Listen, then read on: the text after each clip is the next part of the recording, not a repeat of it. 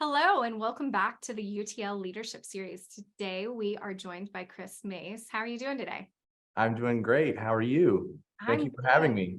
Thank you for joining us. So, tell us a little bit about yourself and your company. So my name is Chris Mace. Everybody calls me Mace, and not Liz though. And I am the CEO and founder of Mace Innovations. We are a technology software company focused in the mortgage space. So, tell us a little bit about that. Like, how did you come up with this idea? What inspired you to go this direction and specifically to work in the kind of mortgage realty area? Okay, so that goes to when I was 16 years old. I had the best job of my life. It was Dairy Queen for 2 days, and then I quit and was like, I cannot do this. And then I Googled the temp agency type thing, and I started making, at that time, we had to make a copy of the mortgage file, so it was still paper, and I just made copies all day long. And then they had this old school system called Lotus Notes, and I was like, I can go make these reports. And so then they kind of gave me this, I made like I made a product and pricing engine out of an Excel document. And from there, I started getting into the mortgage process more, doing mortgages. And so I was a CIO and EVP of Sendera Funding out of Texas. And then I left there and I started a mortgage company called Cloud Lenders. And I left there and I started consulting. And then I was, like, I kind of was like, I want to go be a nerd again. I was always a nerd, but I wanted to go learn to program, like truly program, so that I could eventually start a mortgage company again one day, but not have developers say either that's not possible, or it'll cost this much money, or it'll take this much time, right? So I started a mortgage company in 2017, and after a year, I quit because I realized I love the nerd side so much more. But still heavily, still involved with the old mortgage company. But I basically took some of my ideas that I had, and now we're kind of selling them to other mortgage lenders. And so that's kind of how we got started in this space. That's fantastic. So it sounds like a lot of what we've been hearing about, especially from all of our leadership interviews, has been that someone had an idea once and they decided to try to do something with it. So can you talk a little bit about like the difficulties that you had along the way, kind of making an idea come into fruition as a company? Not being a badass programmer myself. Okay. So I can program, but there was limitations, right? I taught myself how to program in 2015 and 16 whenever I was trying to thinking I was going to be a developer, and I got to be pretty good, but then I found people that were just monuments, way better than me. And so trying to get my idea um, translated to uh, code via somebody else was a little bit of a hurdle. But I mean, I have the most amazing people in the world that work for me. So we tend to get things done fast. I mean, we're a small company. I want to stay a small company, but we get shit done. Yeah, hell yeah. That's awesome. So a lot of that sounds like clear communication. And I, as someone, have a very difficult time communicating clearly to other people. I talk in different ways and ask questions in ways that aren't always clear.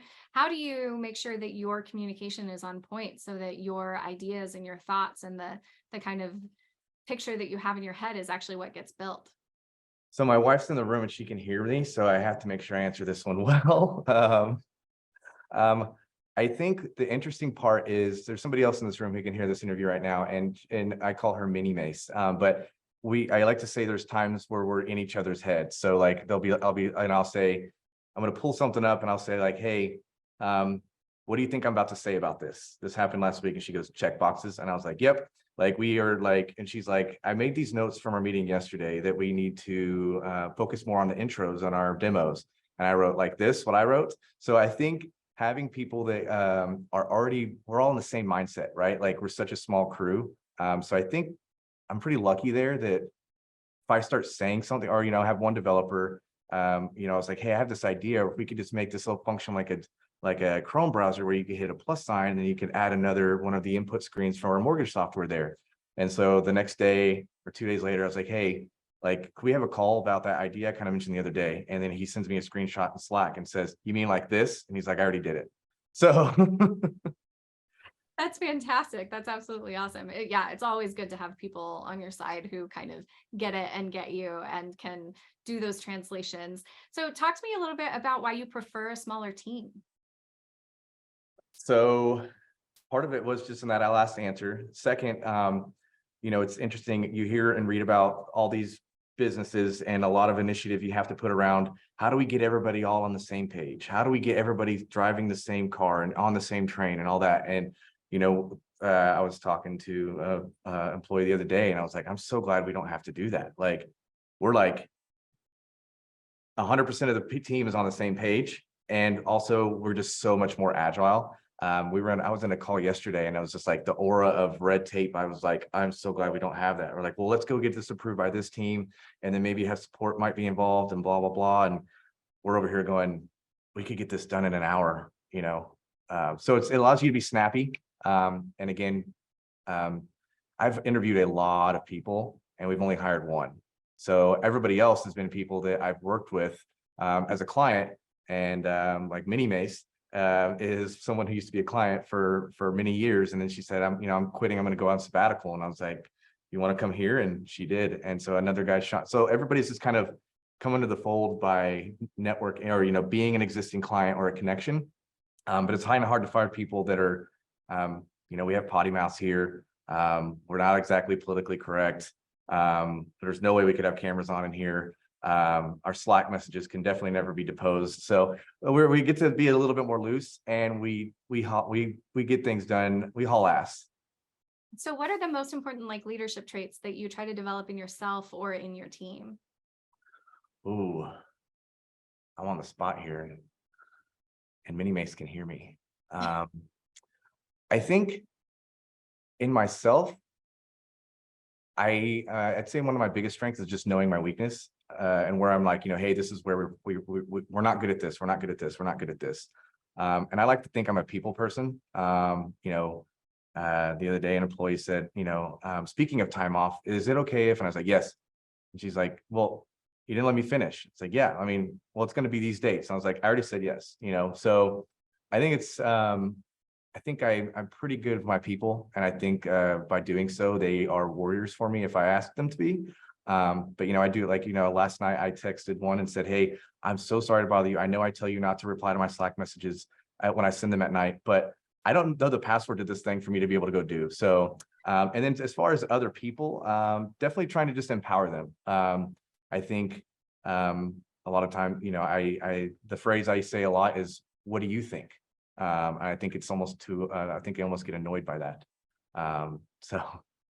Absolutely, but it definitely instills confidence. So, the mortgage game over the past couple decades has changed pretty rapidly. And as you've experienced starting and leaving companies, it all just changes so fast. So how do you stay up to date on new trends to keep your company competitive?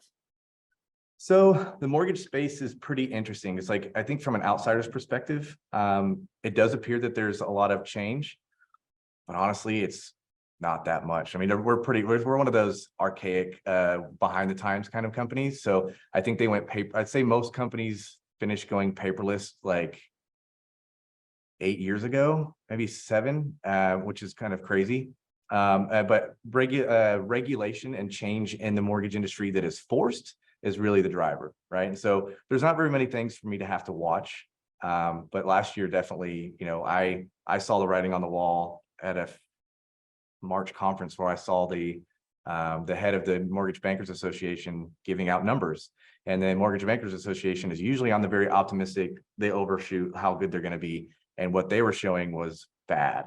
And so I don't know why more people didn't listen. The writing was on the wall quite early. And I came back and said, hey guys, I told my partner, we're not doing any distributions. We're not spending any money. And he's going, dude, we've got so much money in the bank account. What are you talking about? And of course, a few months ago, he was like, I'm so glad we didn't give ourselves any money. Absolutely. So you mentioned that Mace is in the room, and I think she might be able to help with this. But how do you balance your personal and professional life? All right, so I'll answer that from my perspective. That has been hard. So when I first had my daughter, which I don't know how much you've heard me talk about my daughter, but I'm obsessed. I almost wore a girl dad shirt today. And my wife was like, all right, maybe wear something a little less professional. So I did a blue t-shirt. But I said, whenever I was having my daughter, I was like, hey, look, I'm still going to work from 7 a.m. to 7 p.m. That's my hours. Like, that's how I am. and then she was born, and that went out the window real quick. So now I leave the office around like 3:30. She get through, 3.5 hours in with her. She goes down at 7, and then I kick it back into gear and I work till a lot of times my wife's asleep. So there is I don't know how, if I would say I define how I do it. I also have a lot of dad guilt, so I think that helps. It just kind of pulls me home. Yeah. So I say it's an ongoing struggle.